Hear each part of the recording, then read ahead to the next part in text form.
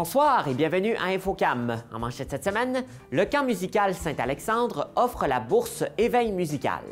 Il y avait une collaboration avec Desjardins. Écoute, ça avait été pris cette entente-là à l'époque. L'Expo-POC de retour cette année. Mais dans le fond, c'est un peu comme, pas séparé en deux, mais il y a comme Expo-POC, l'événement principal. On se penche sur le curling local. En fait, les gens sont habitués de voir à la télévision le curling qui se joue 4 contre 4. La différence, c'est que là, on joue 2 contre 2 et hommes et femmes, alors d'où le mixte. Et on vous résume l'inauguration du Centre socioculturel de Saint-Pascal. Les nouvelles fonctionnalités du centre répondent aux attentes des organismes qui vont l'utiliser.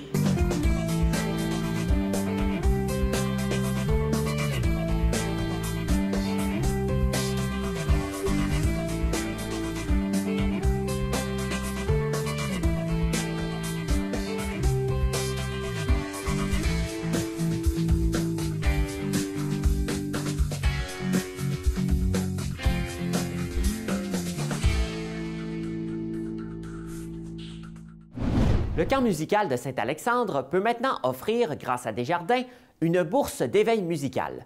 Plus de détails à l'instant.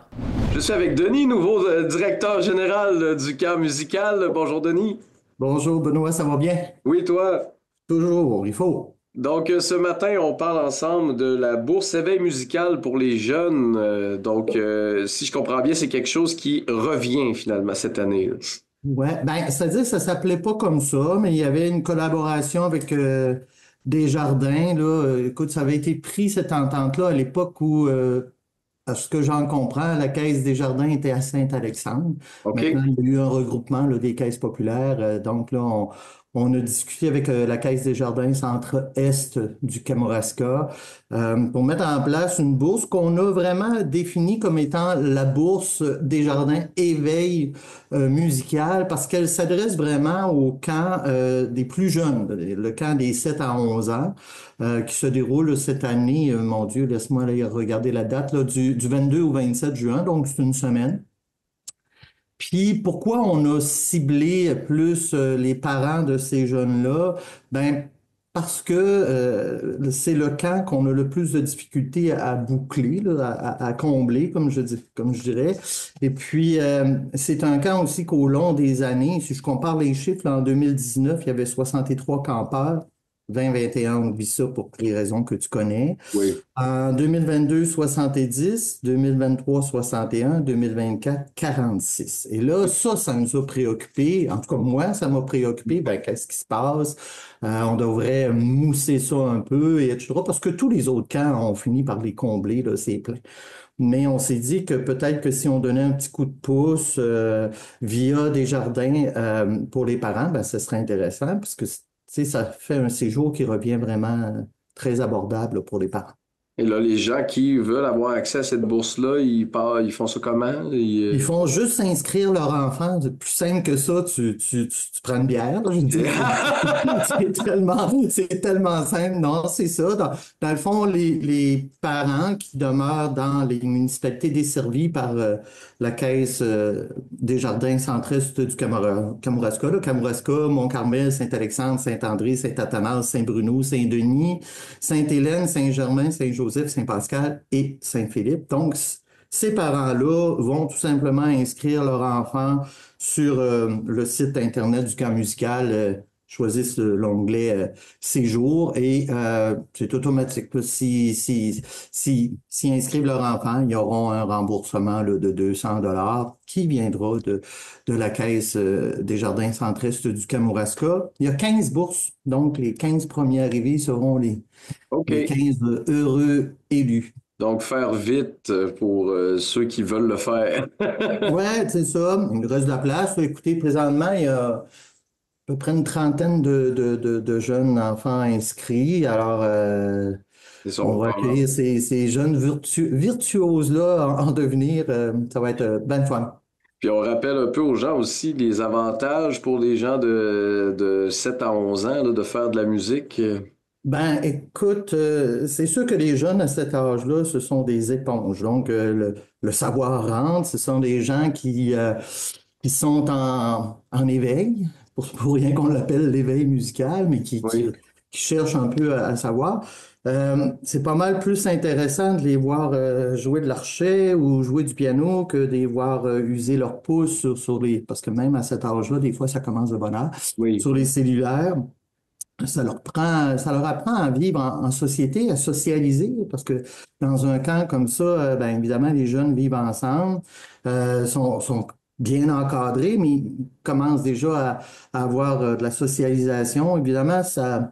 Puis c'est prouvé, là, la musique peut aider à diminuer l'anxiété, les troubles de concentration, toutes ces choses-là. Donc, c'est une belle discipline qui permet à des enfants de bien amorcer leur chemin dans la vie. Oui, puis je pense qu'on est dans le moment où on essaie tous de trouver un peu une solution à l'anxiété de nos enfants. Donc, effectivement, ils n'ont pas eu facile hein, au cours des dernières années. Non, effectivement. Ben, écoute, merci Denis pour ces détails-là, en espérant que les gens sautent sur l'occasion. Et puis, on remercie Desjardins pour cette possibilité de bourse-là.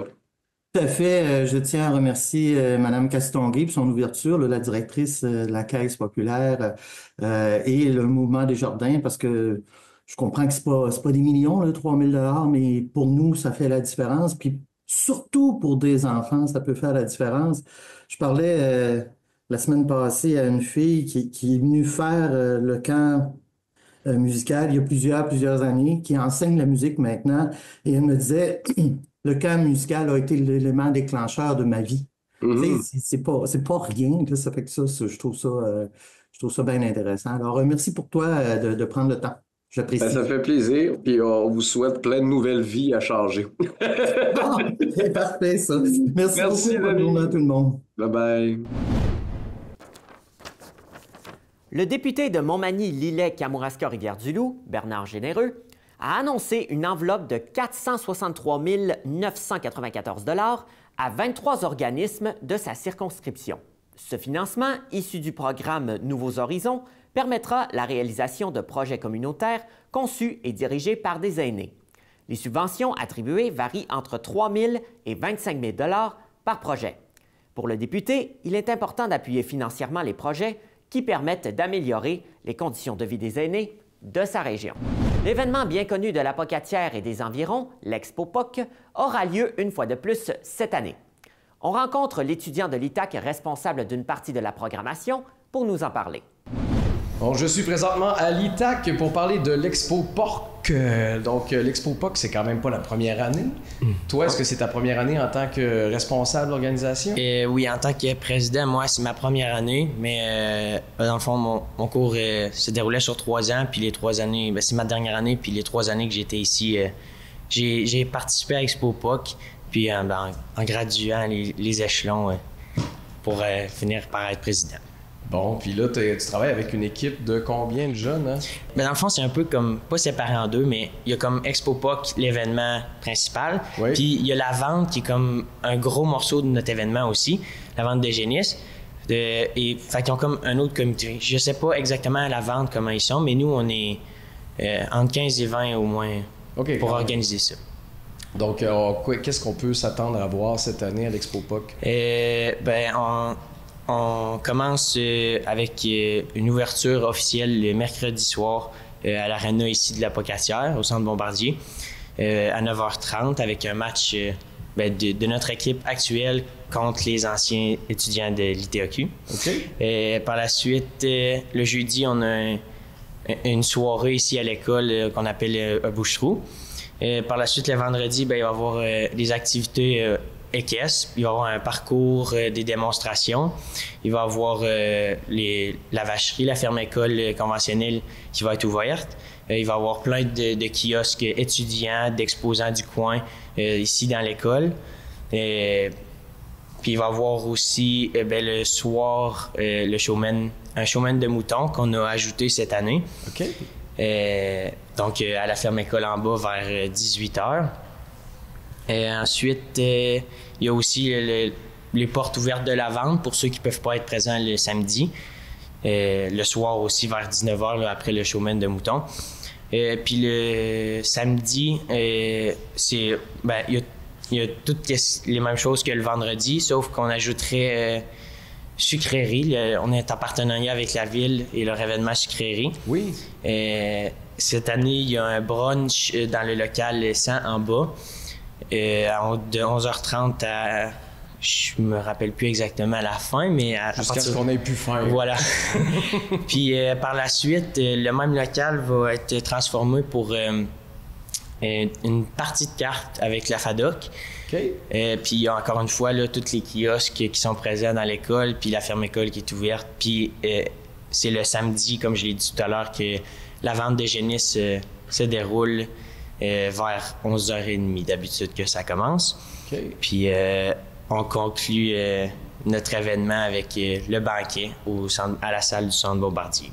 Et est-ce qu'on peut rappeler aux gens, dans le fond, le côté vital de cet événement-là? Oui, ben dans le fond, Expo POC, on a comme but, premièrement, d'ouvrir ça au grand public, de le démontrer à tout le monde qui ne sont pas nécessairement dans le domaine agroalimentaire, qu'est-ce qu'on fait, nous, dans ce domaine-là. Puis aussi, ça permet de montrer les installations de l'école, puis de démontrer aussi que c'est nous, les étudiants, qui organisent ça, puis avec un comité puis les bonnes personnes, on peut faire un bel événement comme ça. Donc, beaucoup de collaborateurs, je crois, cette année en plus. Est-ce qu'on a en soirée, on a passé rapidement, est-ce qu'on a des shows de musique? Est-ce qu'on a... oui, je pense à notre soirée au Bouche-Trou, on a un DJ. OK. Par la suite... Voyons. Je crois que c'est le même aussi le samedi soir au banquet. Mais on n'a pas vraiment de spectacle là, de prévu. Mais... Donc, musique d'ambiance. Oui, c'est plus social. Voilà. Donc, on invite bien entendu tous les gens de la population à venir. On rappelle les dates? C'est le vendredi 11-12 avril 2025. Donc, à ne pas craindre. Est-ce qu'il faut absolument réserver ou on peut se pointer là ou comment ça fonctionne? C'est totalement gratuit et ouvert à tout le monde. Vous venez quand vous pouvez et voilà. Dès que vous êtes prêts. Oui, exactement. Merci beaucoup pour ton temps et puis on rappelle aux gens donc de venir en grand nombre à l'Expo POC, question de découvrir des choses peut-être moins connues ou encore de confirmer d'autres connaissances. Merci beaucoup, jeune homme. Merci. Marie-Christine Fortin et Olivier Marquis, deux jeunes agriculteurs de la ferme du Sillon à Saint-Alexandre de Kamouraska, ont remporté le prix éleveur émérite remis par Jersey Canada. Chaque année, ce prix pan-canadien, calculé sur une période d'au moins 5 ans, est remis aux 3 troupeaux ayant obtenu le plus haut pointage pour ces sujets de la race Jersey. Félicitations aux deux passionnés. Le curling monte en popularité dans le Bas-Saint-Laurent. Benoît Moré est allé rencontrer des membres du club de curling de Rivière-du-Loup pour nous en parler un peu plus.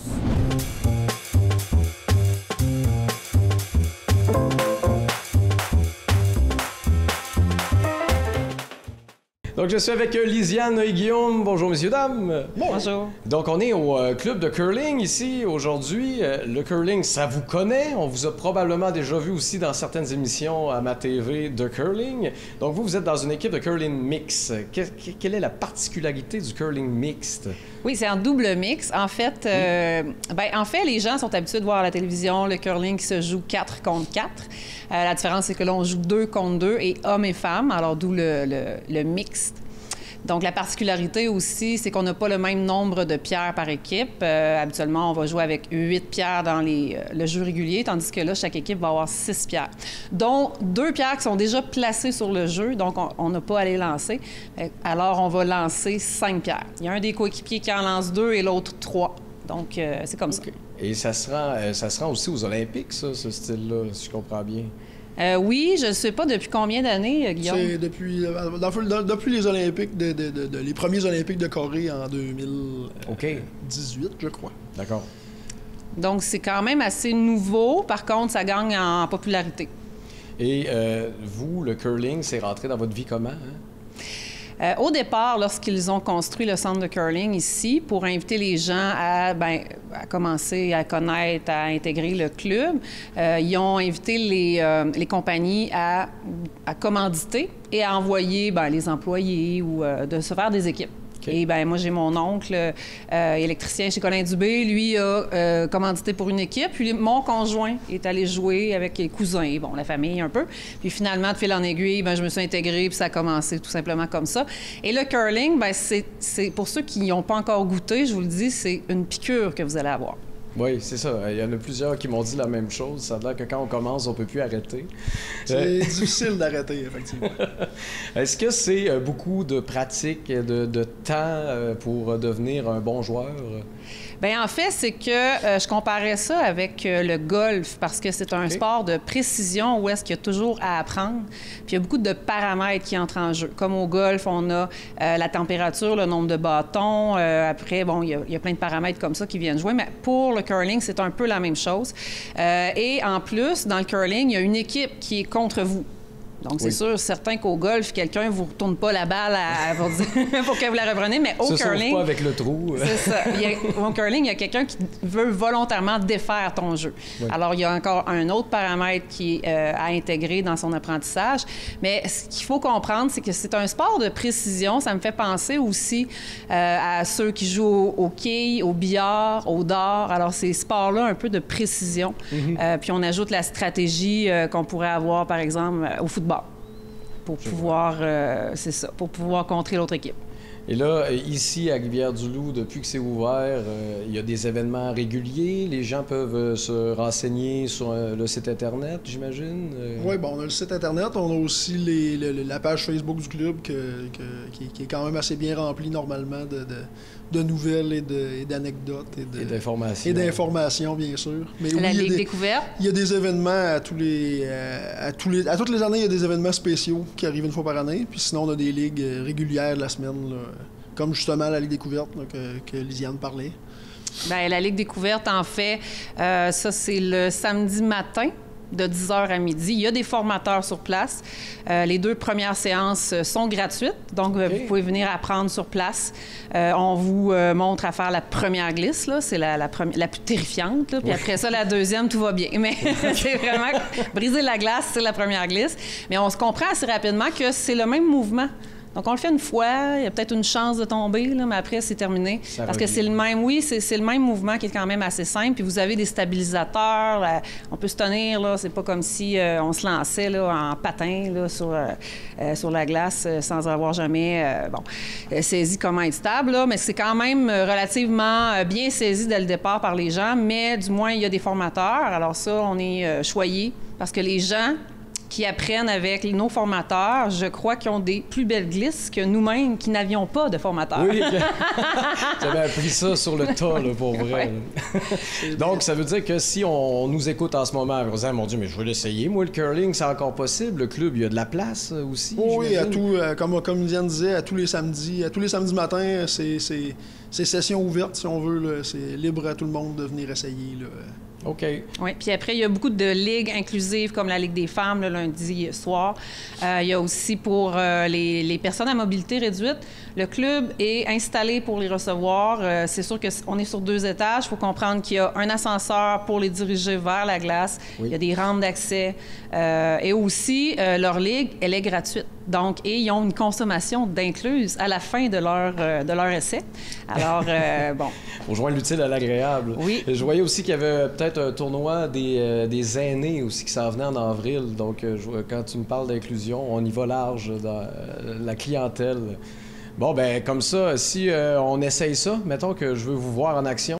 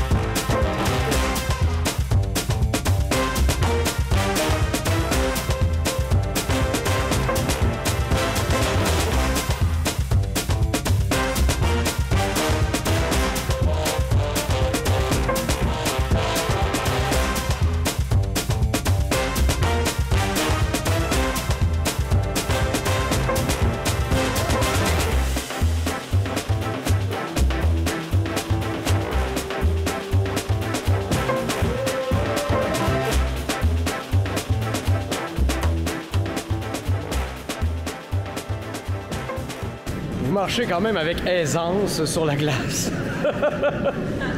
Ça, c'est les années de pratique. J'ai comme le réflexe de faire de piétiner. C'est les années de pratique. Ouais. La première fois, tu mets des patins. Ouais. Puis la 172e fois, tu mets des patins. C'est pas la même chose. C'est à peu près la même dynamique. Ben, merci beaucoup de m'avoir montré tout ça. Puis ben, je vous souhaite des beaux tournois à venir. Merci. Saint-Pascal a inauguré le 22 mars dernier son tout nouveau centre socioculturel. La TVCK vous offre donc un petit résumé de la soirée pour ceux et celles n'ayant pu se mêler aux convives.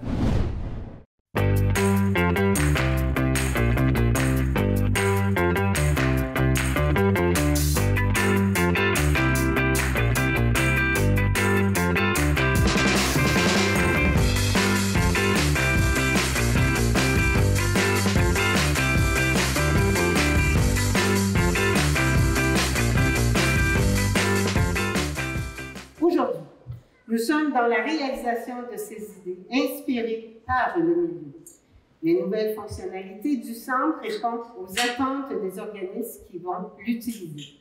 Parmi les nouveautés que vous pourrez voir, une grande salle qui se divise en 2 salles distinctes, équipées de matériel scénique et d'ambiance moderne, une cuisine commerciale toute équipée, entièrement équipée pour servir plus de 300 convives facilement.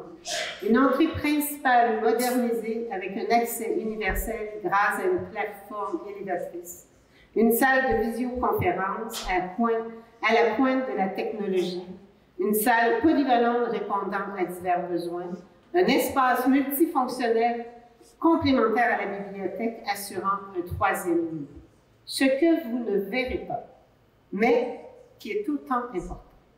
Des systèmes de ventilation, chauffage et climatisation conformes aux normes, des contrôles d'accès facilitant les réservations, un plancher renforcé et insonorisé.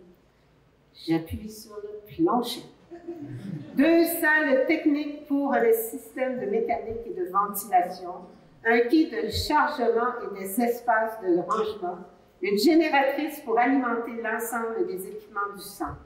C'est drôle parce que quand je venais visiter, Samuel, le fils de Marco, disait « Regarde comment le plancher est solide », puis il faisait toujours un petit sourire. Puis je rebondissais pas. C'était vraiment solide.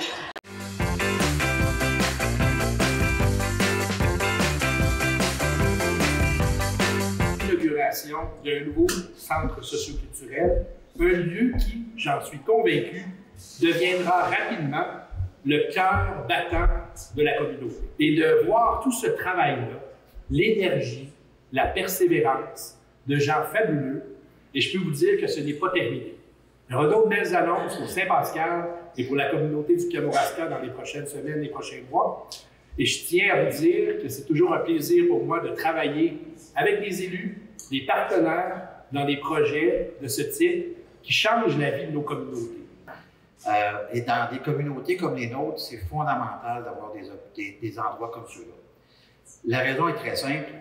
L'être humain a besoin de se réunir, a besoin de socialiser. Et des lieux comme ceux-là permettent de faire ça.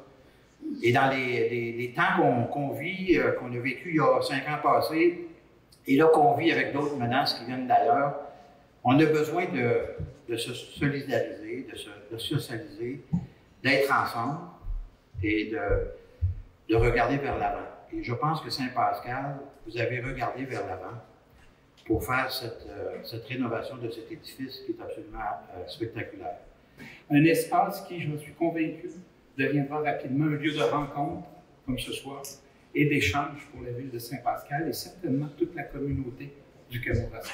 Je suis convaincu que ce centre sera le théâtre de beaux événements à venir. Je vous invite donc tous et toutes à faire de ce magnifique espace un lieu vivant en l'utilisant au maximum. Il est à vous.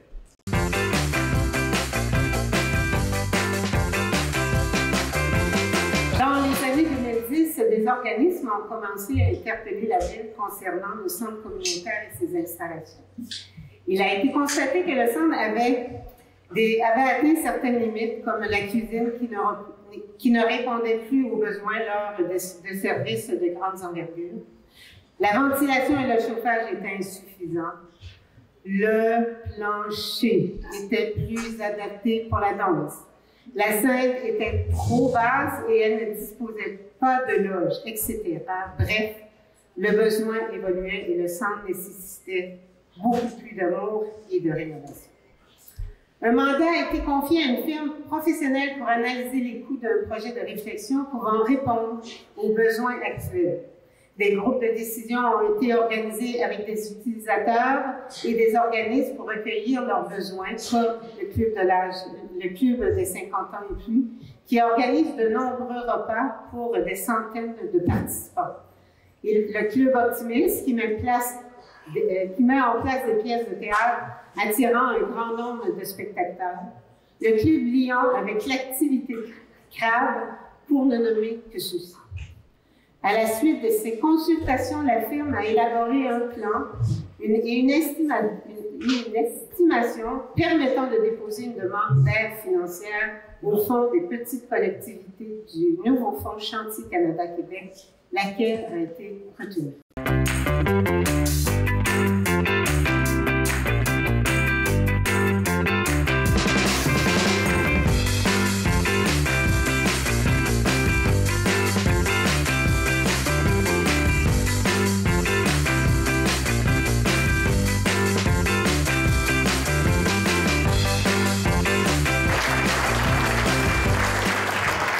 C'est tout pour cette semaine. Merci et à la prochaine.